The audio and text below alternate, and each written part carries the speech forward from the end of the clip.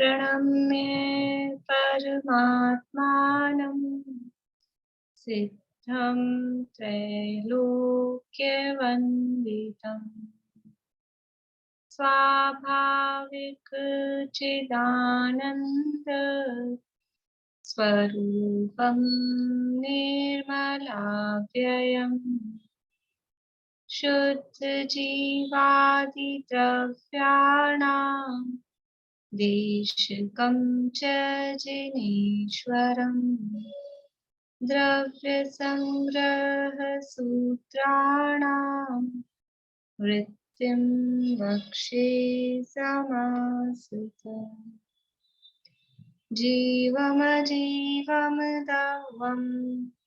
जिनवरवसेन जीर्णनेत्थम् देविन्दविन्दवन्दं वन्दे तं सर्वदा शिरसा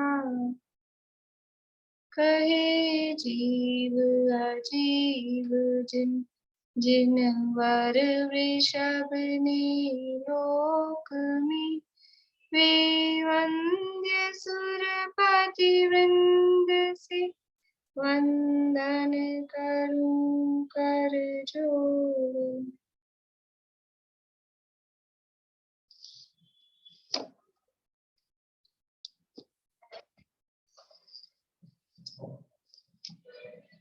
द्रव्य संग्रह नामक ये ग्रंथ है और इसके 48वीं गाथा के आधार पर हम यहाँ चर्चा कर रहे हैं। ध्यान संबंधी प्रकरण है। गाथा का पाठ करते हैं। 48 नंबर की गाथा है। मामुच्छ मारज मादु सह इट्ठ निट्ठ अट्ठेसु स्थिरमिच्छहि जय चित्तम विचित्त झाणपसिद्धिये। यदि तुम विचित्र अर्थात अनेक प्रकार के अथवा विचित्र अर्थात विकल्प जाल रहित ध्यान की सिद्धि के लिए चित्त को स्थिर करना चाहते हो तो इष्ट और अनिष्ट इंद्रिय विषयों में मोह राग और द्वेष न करो। वो भारती आंटी ने उस दिन सजेशन दिया था कि इसका जो पद्यानुवाद है दादा वाला वो भी अपन इसके साथ में बोल लिया करें। तो अभी अपन 48 गाथा से शुरू करते हैं। अभी 10 गाथाएं हैं, तब तक तो बोलेंगे, फिर पीछे का जैसे भी जो होगा लिख लीजिए आप लोग, फिर अपन रोज बोलेंगे। यदि कामना है निर्विकल्पक ध्यान में हो चित्त स्थिर तो मोह राग द्वेष इष्टानिष्ट में तुम ना करो। यदि कामना है निर्विकल्पक, यदि कामना है निर्विकल्पक ध्यान में हो चित्त स्थिर।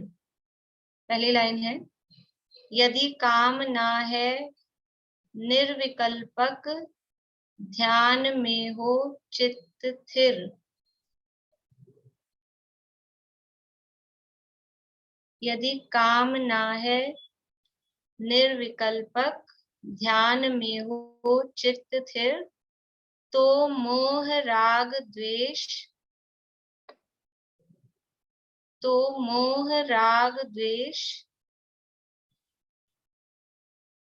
इष्टानिष्ट में तुम ना करो। तो मोह राग द्वेष इष्टानिष्ट में तुम ना करो। यदि कामना है निर्विकल्पक ध्यान में हो चित्त स्थिर तो मोह राग द्वेष इष्टानिष्ट में तुम ना करो। वहीं बुक में भी लिख सकते हैं, गाथा के ऊपर नीचे साथ में, तो साथ के साथ बोल लिया करें। अर्थ समझ में आ रहा होगा आपको। जो गाथा की नीचे वाली लाइन है वो हिंदी पद्यानुवाद में पहले दिया है। यदि कामना है निर्विकल्पक ध्यान में हो चित्त स्थिर तो स्थिर मिच्छई जय चित्तम विचित्त झाणप सिद्धिये। ये पहला दिया इसका अर्थ। और तो मोह राग द्वेष इष्टानिष्ट में तुम ना करो, तो माँ मुझ्झय माँ रज्जय माँ दूसह इट्ठ निट्ठ अट्ठेसु, ये ऊपर वाली लाइन का अर्थ वहां नीचे दिया है। ये इसमें ना मोह राग द्वेष में इष्ट अनिष्ट तुम ना करो, वो मीनिंग है क्या इसका? नहीं, में पहले नहीं आएगा, इष्ट अनिष्ट में मोह राग द्वेष होगा ना, मोह राग द्वेष में इष्ट अनिष्ट थोड़ी ना होगा। तो मोह राग द्वेष इष्ट अनिष्ट में ये तो वो है ना, पद्य है ना, तो इष्ट अनिष्ट पदार्थों में मोह राग द्वेष मत करो, इसका अर्थ ऐसा निकला। तो मोह राग द्वेष समझ लीजिए, कॉमा लगा लीजिए, तो मोह राग द्वेष इष्ट अनिष्ट में यानी इष्ट अनिष्ट पदार्थों में ना करो, मत करो, ऐसा ही इसका अर्थ दिया है। अर्थ सरल है, हिंदी पद्यानुवाद तो बहुत सरल है ये दादा वाले। वो तो क्या अपनी पुस्तक में छपे हुए नहीं थे ना, नहीं तो तब से अपन शुरू से बोलते ही। चलिए अभी जितना होगा उतना तो अपन कर लेंगे 10 गाथाओं का। तो अपनी चर्चा चल रही है यहाँ पर अनेक प्रकार के ध्यानों के संदर्भ में। जो अंतिम ध्यान है 4 प्रकार के ध्यानों में से शुक्ल ध्यान, शुक्ल ध्यान के संबंध में अपनी चर्चा चल रही है। और शुक्ल ध्यान मतलब जो नाम ही है उसका शुक्ल, तो परिणाम भी कैसे होते हैं। शुक्ल का मतलब है उज्जवल धवल सफेद। सफेद जो है या उज्जवलता है वो विशुद्धता को बताने का प्रतीक है। जहाँ भी सफेद होता है वहां वो शांति को, विशुद्धता को, उसको दर्शाने का प्रतीक होता है सफेद रंग। तो यहाँ भी शुक्ल ध्यान उसको नाम दिया है, मतलब परिणाम अत्यंत विशुद्ध है, अत्यंत विशुद्ध है। परिणामों में मलिनता किस कारण से आती है, वो कषायों के कारण से, मोह राग द्वेष के कारण से। अब ये जो ध्यान है, यहाँ कषाय अत्यंत मंद हो गई, नष्ट होने का ही कार्यक्रम चल रहा है, वो हो ही जाएंगी। 8वां 9वां 10वां गुण स्थान तक समझ लीजिए, 11वें में तो उपशमिति है पूरी। तो वो कषाय अत्यंत मंद है, इसलिए वो कषायों की अत्यंत मंदता बताने के लिए यहाँ उसके लिए शुक्ल शब्द का प्रयोग किया गया है। ये शुक्ल ध्यान कितने प्रकार का है? 4 प्रकार का। कौन कौन से 4 प्रकार हैं? बोली मीना चाची। पृथकत्व वितर्क विचार, एकत्व वितर्क अविचार, सूक्ष्म क्रिया प्रतिपाती अप्रतिपाती और व्युपरत क्रिया निवृत्ति। उसमें भी अर्थ वही है, अनिवृत्ति अनिवृत्ति। भारती आंटी बोलिए चारों नाम। पृथकत्व वितर्क विचार, एकत्व वितर्क विचार अविचार, सूक्ष्म क्रिया अप्रतिपाती, विपरीत क्रिया निवृत्ति अनिवृत्ति। ये अ का जो साउंड है ये ऐसे मतलब बोलना जरूरी है कि इसको ऐसे बोल सकते हैं? वैसे निवृत्ति मतलब और कहीं आप सुनेंगे तो विपरीत क्रिया निवृत्ति ऐसे ही सुनेंगे, सूक्ष्म क्रिया प्रतिपाती यही सुनेंगे। लेकिन क्योंकि अभी अपन अर्थ समझ रहे हैं ना, तो अपन अगर ए नहीं लगाएंगे तो अपन वो बिना ए वाला ही अर्थ उसका समझेंगे, इसलिए अपन अ लगा के ही याद रखें, ताकि अपने को बाद में अर्थ में ध्यान रहे कि अ का ए लगाते अर्थ उल्टा हो जाएगा, निवृत्ति और अनिवृत्ति, प्रतिपाती और अप्रतिपाती। तो अपन तो वही याद रखें, फिर वो तो बोलने में तो वो आएगा ही, तो अपने को ख्याल में रहेगा। संधि में है ना, इसलिए वो। हाँ वो संधि है, पर वो संधि दिखती नहीं है। संधि ऐसे भी जहाँ छपे होते हैं ना, वहां अलग अलग भी छपे होते हैं, तो वो संधि समझ नहीं आती है। तो थोड़े दिन बाद फिर अपन भूल जाएंगे कि इसमें ए है। ये तो क्योंकि विषय बहुत ज्यादा बार बार में आता नहीं ना इतना, तो वो थोड़े दिन बाद ध्यान नहीं रहेगा कि इसमें ए है या नहीं है। तो अपन अभी अलग करके ही याद रखें तो अपने को ख्याल में रहेगा। तो पहले शुक्ल ध्यान की चर्चा अपनी हुई थी, पृथक वितर्क विचार, यानी पृथक पृथक पदार्थों संबंधी जो शुद्ध ज्ञान है, और उस शुद्ध ज्ञान के अवलंबन से जो पदार्थों में या व्यंजनों में या मतलब उनमें से किसी किसी एक एक में और योगों में जो परिवर्तन हो रहा है, उसका नाम है पृथक्त्व वितर्क विचार नाम का पहला शुक्ल ध्यान। इस शुक्ल ध्यान के माध्यम से मोहनीय कर्म का उपशम अथवा क्षय होता है। और उपशम श्रेणी के 8 से 11 या शबक श्रेणी के 8 से 10 गुण स्थानों में ये पहला शुक्ल ध्यान पाया जाता है। ये अभी अपन यहाँ द्रव्य संग्रह या तत्वार्थ सूत्र की जो टीकाएं हैं उस आधार से ही देख रहे हैं। धवला में थोड़ी सी इसमें डिफरेंस है गुण स्थानों के संबंध में, पहले और दूसरे शुक्ल ध्यान के संबंध में वहां थोड़ा डिफरेंस है। इतना आप नोट करके रख लीजिए कि धवला में थोड़ा सा डिफरेंस है, ताकि कभी कुछ डिफरेंस पढ़ने में आए या सुनने में आए तो एकदम से ऐसा नहीं हो जाए कि क्या बोल रहे हैं, क्या पढ़ रहे हैं, क्या सुन रहे हैं। पर ज्यादा यही चलता है, यहाँ द्रव्य संग्रह में भी यही है और तत्वार्थ सूत्र की टीकाओं में भी यही वाला दिया गया है। ठीक है, फिर अपन चारों हो जाएंगे तब लास्ट में देख लेंगे, वो भी चर्चा कर लेंगे। फिर अभी दूसरा शुक्ल ध्यान है एकत्व वितर्क अविचार। एकत्व का अर्थ किया था एक ही पदार्थ के संबंध में। पदार्थ भी देखो, इसको अभी गोमट सार होता है ना, ये तो गोमट सार में तो क्या हर चीज कैसे मल्टीप्लाई करके भंग बनाते हैं। तो अभी यहाँ पर क्या है, जैसे पृथकत्व था तो अलग अलग द्रव्य गुण और पर्याय 3 चीजें, और फिर द्रव्य कितने हैं, द्रव्य हैं 6, तो 6 को 3 से मल्टीप्लाई कर दो, जैसे 18 टाइप से डाइवर्जन। भाई जीव द्रव्य के बारे में, फिर जीव के गुण के बारे में, फिर जीव की पर्याय के बारे में, फिर पुद्गल द्रव्य के बारे में, पुद्गल के गुण के बारे में, पुद्गल की पर्याय के बारे में, फिर धर्म द्रव्य के बारे में, उसके गुण के बारे में, उसकी पर्याय के बारे में, अधर्म के द्रव्य गुण पर्याय, फिर आकाश द्रव्य गुण उसकी पर्याय, काल द्रव्य उसका गुण उसकी पर्याय, ऐसे करके 18 टाइप से 6 को 3 से मल्टीप्लाई करें तो इतना डाइवर्जन, इतना परिवर्तन उस तरह से उसमें हो सकता है पृथक्त्व वितर्क विचार में। ये भी अपन ने मोटा मोटा किया है, उसमें भी और बारीकी में जाए, कौन सा गुण कौन सी पर्याय, तो वो और बारीकी उसमें लग सकती है। जो दूसरा शुक्ल ध्यान है उसमें एक ही पदार्थ संबंधी, एक पदार्थ 6 द्रव्यों में से एक द्रव्य, और उसमें से भी या तो द्रव्य के बारे में कर रहे हैं तो द्रव्य ही, या उसके गुण के बारे में कर रहे हैं तो गुण ही, या उसकी पर्याय के बारे में कर रहे हैं तो पर्याय ही। मतलब केवल एक, कोई ऑप्शन कोई अलग इस तरह से चेंज होने का कोई ऑप्शन हो वो नहीं है, केवल एक चीज के बारे में, वो है एकत्व। और वितर्क यानी शुद्ध ज्ञान के अवलंबन से सहित है, भाव शुद्ध ज्ञान का अवलंबन वहां है, वितर्क है, और अविचार है, क्योंकि एक ही का अवलंबन है इसलिए वो जो संक्रमण था इधर से उधर उपयोग का पलटना था, वो पलटना भी अब वहां पर नहीं हो रहा है। ये सब कहाँ हो रहा है, उपयोग तो है आत्मा में, आत्मा में एकाग्र है उपयोग, और आत्मा में एकाग्र उपयोग में ही साइड में मतलब उसी उसी एक उपयोग के में ही जब आत्मा संबंधी मतलब आत्मा में उपयोग की एकाग्रता है, उस संबंधी निर्विकल्पता है, तो ये विकल्प इस तरह से किसी एक पदार्थ के संबंध में, दूसरे शुक्ल ध्यान में, पहले शुक्ल ध्यान में अलग अलग पदार्थों के संबंध में, इस तरह से विकल्प वो चलते हैं।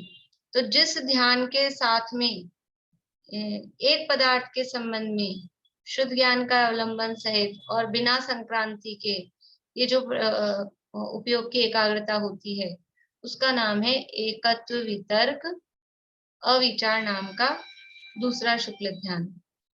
ये दूसरे शुक्ल ध्यान का काम क्या है, इसका प्रयोजन क्या है कि 3 घातीय कर्मों का नाश करना।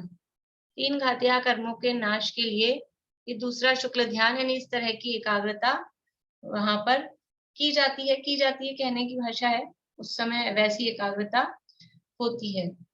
और कहाँ होता है ये दूसरा शुक्ल ध्यान कि 3 घातीय कर्मों का नाश करने का कार्यक्रम कहाँ पर होता है, 12वें गुणस्थान में। तो 12वें गुणस्थान में दूसरा शुक्ल ध्यान होता है। देखिए इसके संबंध में थोड़ा सा मैं आपको पढ़ के बताती हूँ।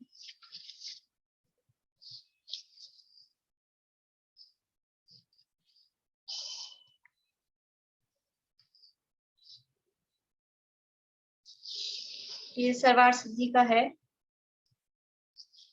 दूसरे शुक्ल ध्यान के संदर्भ में। जो समूल मोहनीय कर्म का दाह करना चाहता है, जो अनंत गुणी विशुद्धि विशेष को प्राप्त होकर बहुत प्रकार की ज्ञानावरणी की सहायभूत प्रकृतियों के बंध को रोक रहा है, जो कर्मों की स्थिति को न्यून और नाश कर रहा है, जो शुद्ध ज्ञान के उपयोग से युक्त है, जो अर्थ व्यंजन और योग की संक्रांति से रहित है, निश्चल मन वाला है, क्षीण कषाय है और वैडूर्य मणि के समान निरुपलेप है, इस प्रकार एकत्व वितर्क ध्यान कहा गया है। ये सर्वार्थ सिद्धि में भी है, राजवार्तिक में भी है। यानी किस प्रकार का है कि पहली बात कही, जो समूल मोहनीय कर्म का दाह करना चाहता है। मोहनीय कर्म का नाश तो हो ही गया है 12वें गुण स्थान में, लेकिन अभी जो धवला वाली विवक्षा है ना, दूसरी विवक्षा में क्या है, 8वें गुण स्थान से शुक्ल ध्यान प्रारंभी नहीं माना। दूसरी विवक्षा में 11वें और 12वें में पहला और दूसरा, और दोनों गुण स्थानों में दोनों शुक्ल ध्यान। किसी को 11वें में यानी पहला शुक्ल ध्यान 11वें 12वें में भी माना गया, किसी को दूसरा शुक्ल ध्यान 11वें में भी माना गया। इस तरह की उसमें विवक्षा थोड़ी सी है, इसलिए उस आधार पे यहाँ लिख दिया है कि जो मोहनीय कर्म को समूल नाश करना चाहता है। अदरवाइज तो मोहनीय कर्म का नाश हो गया है 12वें में जो पहुंच रहे हैं। तो 12वें में जो पहुंचा है उसके पास मोहनीय कर्म है क्या? 12वें गुण स्थान में जो पहुंचा है क्षीण कषाय है, मोहनीय कर्म है ही नहीं। तो ये किस अपेक्षा से कहा कि 11वें में जब हो तब वो मोहनीय कर्म को नाश करना चाहता है। जो अनंत गुणी विशुद्धि विशेष को प्राप्त होकर बहुत प्रकार की ज्ञानावर्णिक सहायभूत प्रकृतियों के बंध को रोक रहा है। ज्ञानावरण आदि कर्मों की बंध विच्छुद्धि कहाँ हो गई है? ज्ञानावरण दशनावरण अंतराय, इनकी बंध विच्छुद्धि कहाँ हो गई? रेणु जी 9 बता रहे हैं कि 10 बता रहे हैं? कभी छुप रहा है कभी दिख रहा है, पता नहीं चल रहा। 10वें गुण स्थान में, 10वें गुण स्थान में हो गई ना, वहीं से बंद रुक गया है, तो वो उनका बंद अभी हो नहीं रहा है और कर्मों की स्थिति को न्यून और नाश कर रहा है। जो कर्मों की सत्ता है, स्थिति है, मतलब वो जो कर्मों की स्थिति, मतलब उनकी, देखो स्थिति का घटना कहाँ से शुरू हो गया था? कर्मों की स्थिति कहाँ से घटना शुरू हो जाती है? चौथे गुणस्थान से नहीं, गुणस्थान अभी तो यहाँ श्रेणी की बात बतानी है, श्रेणी की बात बतानी है, गुणस्थान से नहीं। ये तो श्रेणी का काल चल रहा है ना। प्रायोग्य लब्धि में, हाँ प्रायोग्य लब्धि वो सम्यक दर्शन की, अभी मैं बोल रही हूँ श्रेणी के हिसाब से बोलना है, तो उसी में जो करण परिणाम है ना, करण परिणाम है अधः प्रवृत्त करण, अधः प्रवृत्त करण, अपूर्व करण, अनिवृत्ति करण, वहां आवश्यक कार्य होते हैं, स्थिति बंधापसरण, स्थिति कांडक घात, ये सब काम होते हैं ना वहां पे, स्थितियां कम होती हैं, वो ही करण वहां पर थे। रेणु जी हाथ नीचे कर लीजिए, वो ही करण वहां पर थे सम्यक दर्शन से पहले जो लब्धियां थी, और वही करण जब ऊपर देखो, दर्शन मोहनी के नाश के लिए भी वही काम होता है, चारित्र मोहनी के नाश के लिए भी वही काम होता है, नाम वही है, परिणाम वही है, परिणाम वही है, मतलब उन परिणामों का नाम वही है, लेकिन विशुद्धि में अंतर है। तो सम्यक दर्शन की प्राप्ति के लिए भी 5 लब्धियां तो वहां है, और वो करण परिणाम चाहिए। 5 लब्धियां तो केवल सम्यक दर्शन की प्राप्ति के लिए चाहिए। ऊपर जब श्रेणी चढ़ रहे हैं, चारित्र मोह का नाश कर रहे हैं या उपशम कर रहे हैं, तब 5 लब्धियां नहीं है, तब केवल करण परिणाम है। तो अध्ययकरण, अपूर्वकरण और अनिवृत्तिकरण। अपूर्वकरण तो गुणस्थान का ही नाम है। कौन से गुणस्थान का नाम है अपूर्वकरण? 8वें गुणस्थान का नाम है। अनिवृत्तिकरण 9वें गुणस्थान का नाम है। मतलब कि जो अपूर्वकरण और अनिवृत्तिकरण गुणस्थान है, वो उसी करण के, वो अलग गुणस्थानों के नाम दिए, वहां वही काम हो रहे हैं जो अपन ने प्रथमोपशम सम्यक के लिए करण देखे थे, उसमें जो काम हो रहे थे वो काम यहाँ भी हो रहे हैं। अब अध्ययकरण कहाँ है श्रेणी के काल में? वो 7वें गुणस्थान का जो सातिशय प्रमत्त दशा है, वहां पर अध्ययकरण है, तो वही काम होते हैं। अध्ययकरण से अनंत गुणी विशुद्धि शुरू हो जाती है, और जो प्रायोगिक लब्धि में जो आप काम कह रहे हैं, वही कर्मों की सत्ता अंत कोड़ा कोड़ी सागर तो वैसे ही रह गई है सम्यक दृष्टि जीवों की। अब ये तो ऊपर श्रेणी में चढ़ रहे हैं, तो और स्थिति कांडक घात, स्थिति बंद अपसरण, नया नया जो स्थिति बंद हो रहा है वो भी कम कम कम होता हुआ हो रहा है। शिमला, अभी कुछ समझ में आ रही है बात? ऊपर से तो नहीं जा रही? यानी इतना तो समझ में आ रहा है, भले ही शब्द रहने दीजिए, लेकिन जब जीव श्रेणी के काल में है, ऊपर चढ़ने का पुरुषार्थ कर रहा है, तो जो कर्मों की स्थितियां बंधेगी, वो स्थिति बंधेगी कि नहीं बंधेगी? 8वें 7वें 8वें 9वें 10वें गुण स्थान में कर्म बंधेंगे कि नहीं बंधेंगे? बंधेंगे, जो जो बंधने योग्य है वो सब बंधेंगे। लेकिन वो जो बंधेंगे तो उनकी स्थिति कितनी बंधेगी कि वैसे ही सम्यक दृष्टि जीवों को अंत कोड़ा कोड़ी सागर रह जाती है, कोई 70 कोड़ा कोड़ी 30 कोड़ा कोड़ी ऐसा रहती है। और उसमें भी हर समय हर अंतर्मुहूर्त में वो स्थिति कम कम कम कम होती होती बनती है। जैसे कि पहले अंतर्मुहूर्त में बंदी, मान लो उदाहरण के लिए 100 वर्ष, तो अगले अंतर्मुहूर्त में बंधेगी 95 वर्ष, उससे ज्यादा नहीं। फिर उससे अगले अंतर्मुहूर्त में 90 वर्ष, ऐसे कम कम कम, ऐसे स्थितियां कम कम होती भी बनती है। और जो पूर्वबद्ध कर्म है उनकी भी स्थिति कम कम होती जाती है। दो तरह के काम चलते हैं, नया बंद हो रहा है उसमें भी कम होती है, और जो पिछला रखा हुआ है उसमें भी कम होती है। तो ये काम, क्योंकि गुणस्थान वही है ना, श्रेणी के गुणस्थान है, तो ये काम वहां पर चलते रहते हैं। तो ये कहा कि कर्मों की स्थिति को न्यून और नाश कर रहा है, कर्मों की स्थिति को कम कम न्यून कर रहा है। और क्योंकि 12वां गुणस्थान है, 11वां गुणस्थान है, तो अंत में जाके तो वो नाश ही कर रहा है। जो शुद्ध ज्ञान के उपयोग से युक्त है, 11वें गुणस्थान में और 12वें गुणस्थान में कौन सा उपयोग है, कौन सा ज्ञान है? शुद्ध ज्ञान है। तो शुद्ध ज्ञानोपयोग से वो सहित है। देखो, अवधि ज्ञान और मन परिज्ञान हो सकता है कि नहीं 12वें गुणस्थान में? अवधि ज्ञान और मन परिज्ञान हो सकता है कि नहीं? हो सकता है, 12वें गुणस्थान में हो सकता है, अवधि ज्ञान भी हो सकता है, मन परिज्ञान भी हो सकता है। लेकिन अवधि ज्ञान ज्ञानोपयोग या मन ज्ञानोपयोग से युक्त हो सकता है क्या वो जीव? वहां पर उपयोग नहीं होगा।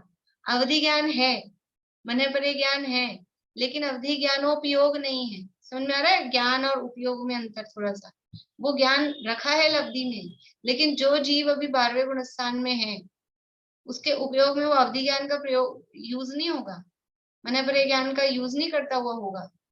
इसलिए कहा केवल शुद्ध ज्ञानोपयोग से ही युक्त होगा वो जीव। 12वें गुणस्थान में जो जीव होगा वो शुद्ध ज्ञानोपयोग से ही युक्त होगा।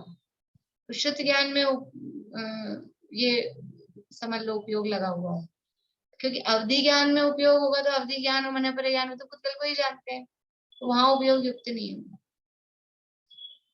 तो जो शुद्ध ज्ञान के उपयोग से युक्त है, जो अर्थ व्यंजन और योग की संक्रांति से रहित है। दूसरा शुक्ल ध्यान है, वहां ना अर्थ संक्रांति है, ना व्यंजन संक्रांति है, ना योग संक्रांति है। ये शब्द अब सबको परिचय में आ गए। अर्थ संक्रांति, व्यंजन संक्रांति, योग संक्रांति। एक पदार्थ से दूसरे पदार्थ पर उपयोग का बदलना वो अर्थ संक्रांति है। एक शब्द से दूसरे शब्द पर, शब्द कहो पद कहो, पद मतलब भी यही, कोई जैसे अहमद को खलु सिद्धो, ये एक पद हो गया।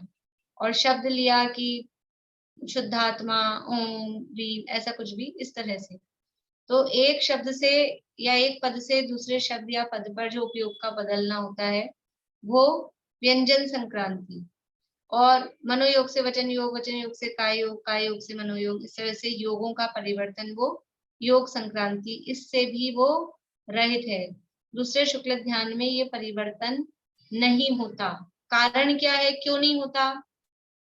क्यों नहीं होता दूसरे शुक्ल ध्यान में ये संक्रांतियां? पहले शुक्ल ध्यान में संक्रांति होने का क्या कारण बताया था? पहले शुक्ल ध्यान में कारण बताया था, ये संक्रांतियां क्यों हो रही हैं? बोलिए भारती आंटी।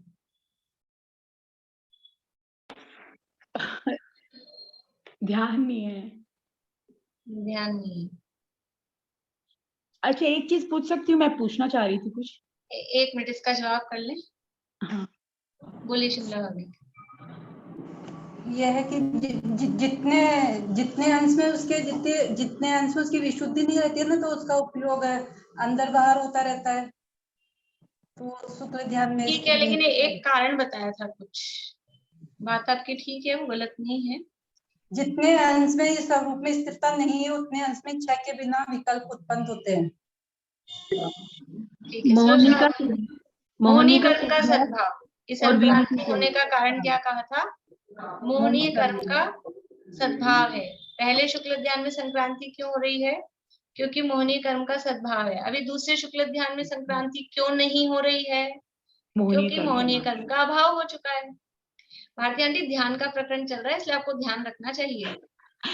नहीं, बोलिए आपका मैं प्रश्न। एक्सप्रेस नहीं कर पाती हूँ। अच्छा, मैं ये पूछ रही थी, ये जैसे अर्थ और व्यंजन और योग है ना, ये तीन, तो व्यंजन में भी शब्द है और योग में भी मन वचन काय है, तो उसमें क्या फर्क है? जैसे इसमें योग में भी वचन में शब्द ही हुआ।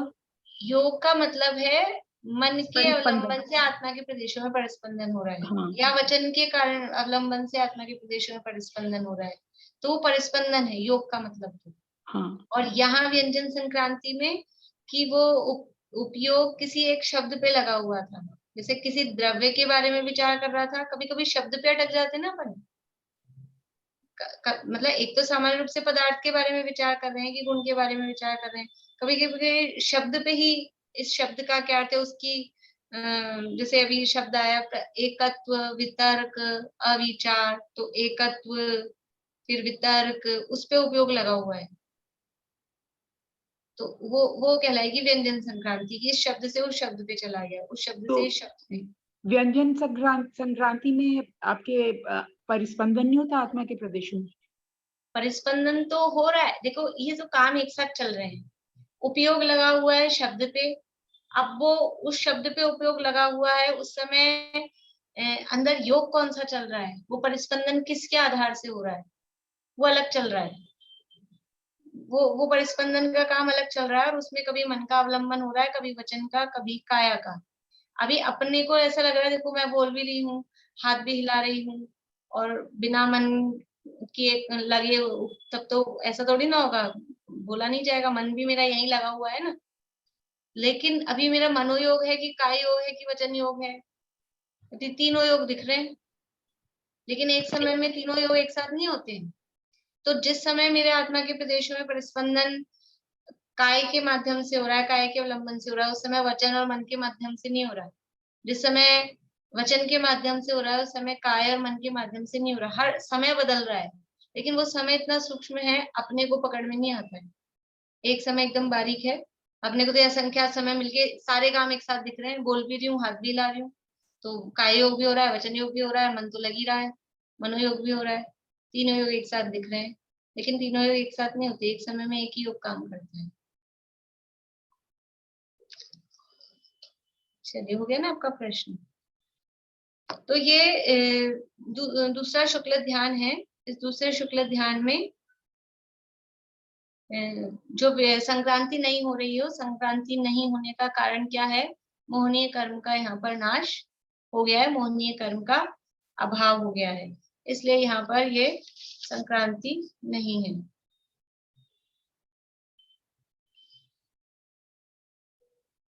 ठीक है, और एक पहले शुक्ल ध्यान को करने वाला जब वही ध्याता मतलब दूसरे शुक्ल ध्यान को करने वाला कोई और होगा, पहले शुक्ल ध्यान को करने वाला कोई और होगा, ऐसा नहीं है। चारों शुक्ल ध्यान में से कितने शुक्ल ध्यान कंपलसरी हैं मोक्ष जाने के लिए? 4 शुक्ल ध्यान है, तो किसको स्किप कर सकते हैं? चारों जरूरी है, कोई 3 जरूरी है, कोई 2 जरूरी है, कि एक ही जरूरी है, ऐसा कुछ? चारों जरूरी है, चारों शुक्ल ध्यान अनिवार्य है। इसलिए पहले शुक्ल ध्यान को करने वाला कोई और हो, और कोई ने पहले को नहीं किया डायरेक्ट दूसरे को कर लेगा, ऐसा नहीं है। तो पहले शुक्ल ध्यान को करने के बाद में जब वही ध्याता जड़ मूल से मोहनीय कर्म को नष्ट करने की इच्छा से, ये तो पढ़ लिया ना अपन ने,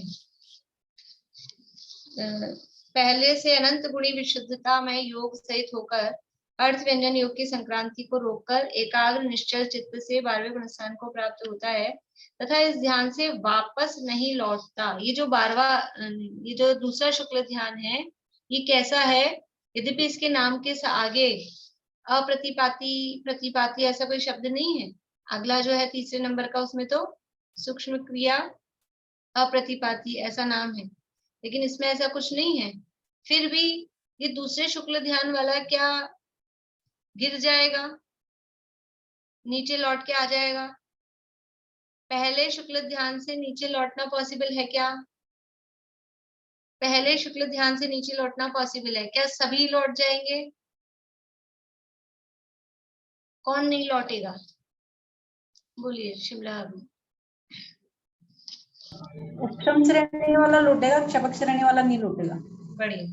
उपशम श्रेणी वाला लौट जाएगा तो वो प्रतिपाती हो जाएगा उसकी अपेक्षा से। प्रतिपाती मतलब गिरने वाला, और शपक श्रेणी वाला है और वो पहला शुक्ल ध्यान कर रहा है तो वह अप्रतिपाती है। और ये दूसरा शुक्ल ध्यान किसको हो रहा है? 12वें गुणस्थान वाले को। और 12वें गुणस्थान से रिवर्स गाड़ी जाती है? नहीं जाती है। तो ये अप्रतिपाती है, ये वापस नहीं लौटता। ये ऐसा दूसरा शुक्ल ध्यान है। और इस शुक्ल ध्यान द्वारा शेष 3 घाती कर्म रूपी ईंधन भस्म हो जाते हैं और फिर केवल ज्ञान रूपी सूर्य प्रकट हो जाता है। एक और शब्द यहाँ दिया है, यहाँ ये जो ध्यान है, इस ध्यान को मणिदीप की उपमा दी है। मणिदीप एक तो होता है अपना ये वाला दीपक, बत्ती वाला। तो ये जैसे जो पहला शुक्ल ध्यान है वो तो है अपना बत्ती वाला दीपक, तो उसकी जो लौ है वो हिलती रहती है, उसमें कंपन होता रहता है।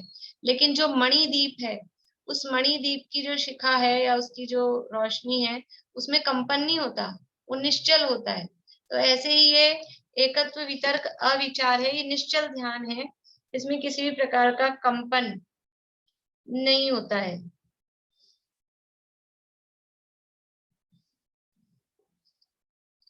और पहले शुक्ल ध्यान से दूसरे शुक्ल ध्यान को अपन ने कंपेयर किया था। पहला शुक्ल ध्यान था वो किस टाइप का शस्त्र था? ब्लंट, थोड़ा भौतरा शस्त्र के समान कर्मों का धीरे धीरे नाश कर रहा था। और ये दूसरा शुक्ल ध्यान है, ये उससे तीक्ष्ण शस्त्र है, तीक्ष्ण शस्त्र के समान क्षण मात्र में घातीय कर्मों को नष्ट कर देता है, केवल ज्ञान की उत्पत्ति का कारण है। तो केवल ज्ञान की उत्पत्ति का कारण क्या है? ये दूसरा शुक्ल ध्यान, एकत्व वितर्क अविचार, ये केवल ज्ञान की उत्पत्ति का कारण है। कारण मतलब साक्षात, जस्ट पहले, बिल्कुल साक्षात कारण की इसके बाद में। जैसे सम्यक की उत्पत्ति का कारण क्या है? जस्ट पहले क्या होगा कि वो अनिवृत्तीकरण जो परिणाम है वो सम्यक दर्शन की उत्पत्ति का कारण है, प्रथमोपशम सम्यक की। वैसे ही ये केवल ज्ञान की उत्पत्ति के कारण मतलब जस्ट पहले क्या होगा? ये एकत्व वितर्क अविचार नाम का दूसरा शुक्ल ध्यान। इस प्रकार से ये दूसरा शुक्ल ध्यान। और इसके संबंध में जो विशेष बातें हैं सहनन के संबंध में और है। पहला शुक्ल ध्यान कौन से सहनन वाले जीवों को हो सकता है? पहला शुक्ल ध्यान कौन से सहनन वाले जीवों को हो सकता है? बोलिए सुधा जी। अनम्यूट नहीं हुआ। नाला सहने वालों को हो सकता है, वज्र शब्नाद हो सकता है। ठीक है। और कोई? फर्स्ट 3 सहनन होंगे। फर्स्ट 3 सहनन मनोरमान के 6 सहनन हो सकते हैं। 6 सहनन नहीं। देखिए पहला शुक्ल ध्यान है, 6 सहनन वाले तो 7वें गुणस्थान तक ही पाए जाते हैं। 7वें से ऊपर 6 सहनन नहीं। अपन ने जब सहनन अभी पढ़े थे 8वें अध्याय में, 7वें गुणस्थान से ऊपर 6 सहनन नहीं है। 7वें गुणस्थान से ऊपर कितने सहनन हैं कि जो 3 शुभ सहनन है, फर्स्ट 3 सहनन कहें, वही ऊपर पाए जा सकते हैं। तो पहला शुक्ल ध्यान में यानी उपशम श्रेणी कौन से जीव चढ़ सकते हैं? वज्र शव नाराज सहनन वाले भी, वज्र नाराज वाले भी और नाराज सहनन वाले भी, ये 3 सहनन वाले जीव उपशम श्रेणी चढ़ सकते हैं। अकेला वज्र शव नाराज सहनन की जरूरत नहीं है। तो ये 3 सहनन वाले जीव उपशम श्रेणी चढ़ सकते हैं। तो ये पहला शुक्ल ध्यान 3 सहनन वाले जीवों को पाया जा सकता है। लेकिन शपक श्रेणी कौन से जीव चढ़ेंगे? शपक श्रेणी केवल वज्र शव नाराज सहनन वाले जीव ही चढ़ सकते हैं, क्योंकि मोक्ष शपक श्रेणी चढ़ने वाले जीव मोक्ष में ही जाएंगे। तो दूसरा शुक्ल ध्यान वो कौन से जीवों को होगा? वो केवल वज्र शव नाराज सहनन वाले धारी जीवों को ही हो सकता है। बोलिए विनीता आंटी। मैं तो यही पूछ रही हूँ, बस यही बात होगी, ये खत्म हो गया, आंसर इसी में आ गया। बोलिए भारती आंटी। अच्छा, अगर 11वें गुणस्थान से हम वापस नीचे आ गए तो उसी भाव में वापस नहीं चढ़ सकते हैं चढ़ शपक सकते श्रेणी? हैं ना, तो चढ़ फिर सकते उसका हैं। सहनन, फिर उसका सहनन कैसे चेंज होगा? तो वो शपथ वो सहनन तो वही होगा, वज्र शव नाराज सहनन वाला उपशम श्रेणी चढ़ा होगा, फिर नीचे आ जाएगा। नहीं, मेरा तो मेरा प्रश्न था कि अर्ध वृषभ नाराज सहनन, वो दोनों सहनन वाले नहीं वो तो चढ़ चढ़ ही सकते। नहीं सकते ना। आपने उसी भाव में पूछा तो आपको ये कहना चाहिए था इस सहनन वाला उस भाव में दोबारा शपथ श्रेणी, वो चढ़ ही नहीं सकता है। हाँ, वही। दूसरे किसी सहनन वाला जीव शपथ श्रेणी चढ़ ही नहीं सकता है। योग के बारे में दूसरे शुक्ल ध्यान में कैसे होगा, थोड़ा उसको फिर से बोलिए। योग का जो होता है ना, एक पर योग स्थिर होता है ना एक ध्यान पर, तो वो कैसे होता है वो थोड़ा बता। उस दिन आप बताए तो मतलब जैसे जिस योग से स्टार्ट हुआ, मतलब दूसरा शुक्ल ध्यान शुरू हुआ, तो अगर मनो, इनका टाइम बहुत कम है ना, इन ध्यानों का टाइम अंतर्मुहूर्त है। अंतर्मुहूर्त का मतलब आधा पौन घंटा वाला नहीं है, सेकंड्स का टाइम है। तो जिस योग से, अगर मनोयोग से ये ध्यान प्रारंभ हुआ है तो मनोयोग ही रहेगा। वचन योग से प्रारंभ हुआ है तो वचन योग ही रहेगा। काय योग से हुआ है तो काय योग ही रहेगा, चेंज नहीं होगा। एक और ही बाद में पदार्थ का अवलंबन है, एक पदार्थ का, यानी चल तो रहा है, उपयोग आत्मा में एकाग्र है और सबकॉन्शियस माइंड में जो भी चल रहा है, तो एक पदार्थ के संबंध में अब उसमें चेंज नहीं होगा। जिसपे एकाग्रता है, देखो इससे ये भी समझ में आ रहा है कि एकाग्रता अधिक है। पहले शुक्ल ध्यान से दूसरे शुक्ल ध्यान में वो पहला और दूसरा क्यों है, ये कि वो एकाग्रता अधिक है ना। पहले शुक्ल ध्यान में चंचलता दिखाई दे रही है, इससे इसमें ये परिवर्तन हो रहा है, योग परिवर्तन हो रहा है, वो व्यंजन संक्रांति हो रही है, पदों में परिवर्तन हो रहा है। लेकिन दूसरे शुक्ल ध्यान में इतनी एकाग्रता हो गई है अब कि अब जिस गेय पे उपयोग है, जिसके बाद द्रव्य के बारे में विचार कर रहा है, तो बस द्रव्य पे ही उपयोग है और वही श्रुतियां लगा हुआ है। और अब जो योग है मन वचन का है, वहां से भी परिवर्तन नहीं हो रहा है, इतना कंसंट्रेशन उसमें हो गया है, तो वो एकाग्रता अधिक हो गई है, तो बदलता नहीं है। जिस योग से स्टार्ट हुआ है, मतलब इसमें ऐसा कोई नियम नहीं कि योग मनोयोग ही हो, कि काय योग ही हो, कि वचन योग ही हो। जिस योग से स्टार्ट हुआ वही योग उतने देर के लिए रहेगा जब तक वो शुक्ल ध्यान चल रहा है। और काय योग होगा तो उसमें क्या विचार रहता है फिर? काय योग में विचार नहीं, मतलब देखिए क्या आप, विचार रहता है कि काय योग स्थिर होता, मन और वचन नहीं होता, ऐसा? नहीं, ऐसा अर्थ नहीं है इसका। काय योग है, काय योग है का मतलब है शरीर के अवलंबन से आत्मा के प्रदेशों में परिस्पंदन हो रहा है, बस वो अर्थ है। अब काया का कोई हलन चलन नहीं है, हलन चलन तो हो ही नहीं सकता है, बैठे हैं ध्यान में। लेकिन फिर भी काय योग है, मतलब श्वासोच्छ्वास वगैरह तो होती है ना, अच्छा, तो श्वास। हाँ, तो वो किसी भी रूप में वो शरीर के आधार से, शरीर के माध्यम से आत्मा के प्रदेशों में परिस्पंदन हो रहा है, तो वो काय योग। अभी ये आगे जो सूक्ष्म क्रिया प्रतिपाती रहेगा उसमें एक सूक्ष्म काय योग रह जाएगा। अब वहां अरहंत भगवान के जब जिस समय ये एकाग्रता हो रही है उस समय कोई विहार वगैरह भी नहीं दिख रहा है, फिर भी वो यानी समझना चाहिए कि कितनी बारीकियां हैं जो केवल ज्ञान में पकड़ी गई है, अपने को बाहर से नहीं दिखती है, अपने को पकड़ में भी नहीं आ रही है, अपने को स्वीकार भी नहीं हो रही है कि कैसे क्या होगा। लेकिन वो होता है, वो वहां बताया गया है।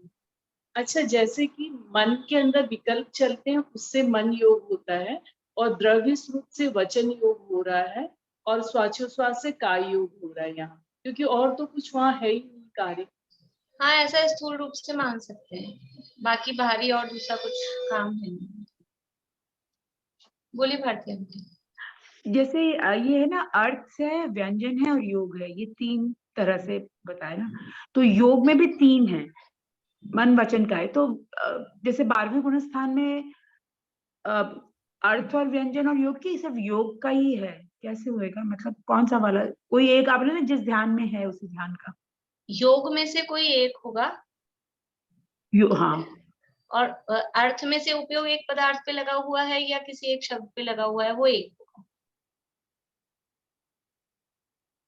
और काय योग का ध्यान में क्या मतलब, जैसे अर्थ का ये मन और वचन का तो समझ में आता है, काय योग में कैसे ध्यान का होता है? वही तो अभी उन्होंने पूछा। हाँ काय, वही पूछा, लेकिन मेरे को समझ, मैं जो समझना चाह रही थी वो नहीं समझ आया मेरे को। फिर आप कल पूछेगा, अभी समय हो गया। मतलब काय योग अच्छा में मतलब काय योग का मतलब ये है कि शरीर के अवलंबन से आत्मा के प्रदेशों में परिस्पंदन, उसका नाम काय योग। मन के आधार से आत्मा के प्रदेशों में परिस्पंदन, उसका नाम मनोयोग।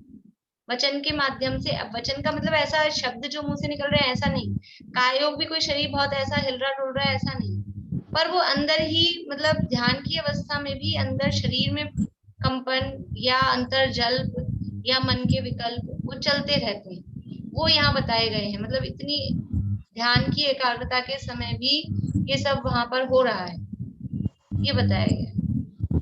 दीदी, ये जो बोलिए। एक अविचार ध्यान जो 12वें गुण स्थान में बैठता है वो तो ठीक बैठता है, और 11वें 12वें में कहने से ये ध्यान गिरता तो है नहीं, इसमें लिखा है ना ध्यान करके अपने लौटता नहीं है, तो 11वें वाले तो लौटेगा, तो इसका मतलब समाधि कैसे बैठी? वो इसके बारे में डिस्कशन किया है, कल अपन उसको पढ़ेंगे, मैं यहाँ से आपको पढ़ के सुनाऊंगी, वो उसके बारे में डिस्कशन किया गया है ग्रंथों में, तो वो कथनचित किसी अपेक्षा से कहा है। ये सरवार सिद्धि तो मैं भी इसलिए बीच में लेके आई हूँ, वहीं पर से देख के बोल रही हूँ, पूरा नहीं पढ़ा, लेकिन मैं यही कहना बोलिए सुधा जी, बोलिए। पहले की उपम श्रेणी में जो प्रथम मतलब शुक्ल ध्यान वाले प्रथम भाग में तो मतलब उपम श्रेणी में तो तीन मतलब सहनन होते हैं, और शपथ में मतलब एक मतलब सहनन होता है खाली, हाँ है ना। और जो दूसरा वाला जो ध्यान है उसमें खाली ब्रजस्नान सहनन होता है, हाँ मतलब उसमें खाली क्षय होता है ना, इसलिए मोहिनी कर्म का क्षय हो जाता है, इसलिए कि हाँ। चलिए अभी यहीं पूरा करते हैं। जय श्री राम।